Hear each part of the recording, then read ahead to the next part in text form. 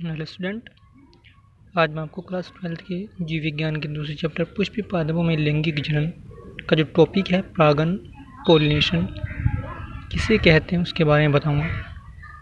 ठीक है, तो देखते हैं इसकी डेफिनेशन। परागण किसे कहते हैं?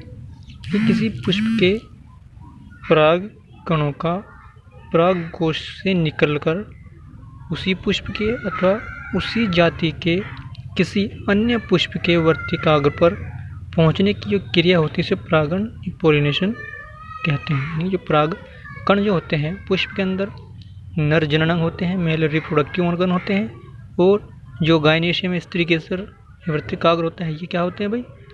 फीमेल रिप्रोडक्टिव ऑर्गन होते हैं। ठीक है, तो परागकण कहाँ पहुँचते हैं भाई? पराग कोश से निकलकर वर्तिकाग्र पर पहुँचते हैं। और पराग कणों का वर्तिकाग्र पर पहुंचना ही क्या कहलाता है? परागण कहलाता है। ये दो प्रकार का होता है। नंबर 1 स्वयं परागण सेल्फ पोलिनेशन, और नंबर 2 परपरागण क्रॉस पोलिनेशन। तो स्व परागण को देखते हैं। जब एक पुष्प के पराग कण उसी पुष्प या उसी पौधे के किसी दूसरे पुष्प की वर्तिकाग्र यानी कि स्टिग्मा पर पहुंचते हैं तो इसे स्व परागण कहते हैं। स्व परागण कितने प्रकार का होता है? 2 प्रकार का होता है, जिसे बोलते हैं स्वयुग्मन ऑटोगैमी, सजात पुष्पी परागण जिटोनोगैमी। स्वयुग्मन को देखते हैं। यदि एक पुष्प के परागकण उसी पुष्प के वर्तिकाग्र पर पहुंचते हैं, यदि एक पुष्प के जो परागकण उसी पुष्प के वर्तिकाग्र पर पहुंचते हैं तो इसे स्वयुग्मन कहते हैं। इसमें पुष्प अपने परागकणों के द्वारा ही परागित यानी पोलिनेट होता है। नंबर 2 सजात पुष्पी परागण जिटोनोगैमी। जब एक पुष्प के परागकण उसी पौधे के दूसरे पुष्प के वर्तिकाग्र पर पहुंचते हैं तो इसे सजात पुष्पी परागण कहते हैं। यानी कि एक पुष्प के परागकण उसी पौधे के दूसरे पुष्प के वर्तिकाग्र पर पहुंचते हैं तो इसे सजात पुष्पी परागण कहते हैं। अब देखते हैं नोट। स्वपरागण में पुष्प में उभयलिंगता बाइसेक्सुअलिटी व समकालपक्वता होमोगैमी होनी चाहिए। देखिए, उभयलिंगता उसे बोलते हैं वे पुष्प जिनमें मादा जननांग और नर जननांग दोनों उपस्थित होते हैं उसे बोलते हैं उभयलिंगता बाइसेक्सुअलिटी। और समकालपक्वता उसे बोलते हैं जिसमें जो नर जननांग होता है एंथर और उसमें परागकण क्या होते हैं? परिपक्व होते हैं। और गायनेशियम जिस स्त्री के सर बोलते हैं उसमें स्टिग्मा होता है, ये क्या होते हैं? दोनों एक साथ परिपक्व होते हैं, इसे बोलते हैं समकालपक्वता। अब देखते हैं परपरागण क्रॉस पोलिनेशन। जब किसी पुष्प के परागकण उसी जाति के दूसरे पौधे के पुष्प के वर्तिकाग्र यानी कि स्टिग्मा पर पहुंचते हैं तो इसे परपरागण कहते हैं।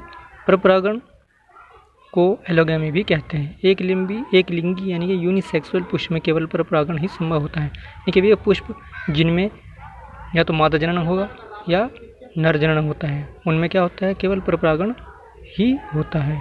परपरागण की विधियाँ मेथड्स ऑफ क्रॉस पोलिनेशन यानी कि कितनी विधियों के द्वारा परपरागण की क्रिया होती है। नंबर 1 होता है अजैविक विधि बायोटिक मेथड, और नंबर 2 जैविक विधि बायोटिक मेथड। अब देखते हैं अजैविक विधि। अजैविक विधि में देखते हैं यह भी क्या होता है, इसमें भी कितनी विधियाँ होती है देखते हैं।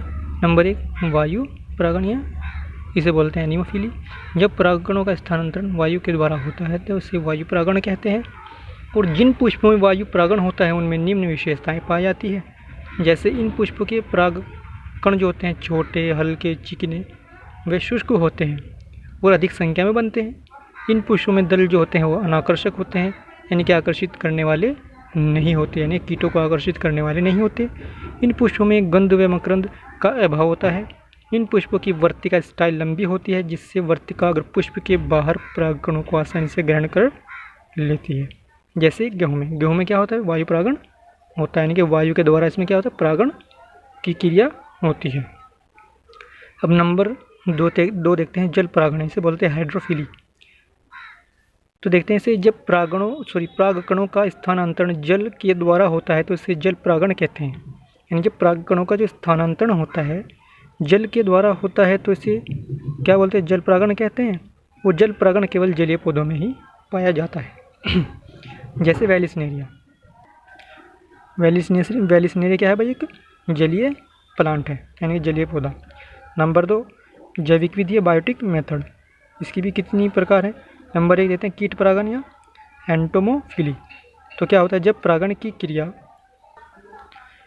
कीट या इंसेक्ट के द्वारा होती है तो इसे कीट परागण कहते हैं। यह परागण की प्रमुख विधि है।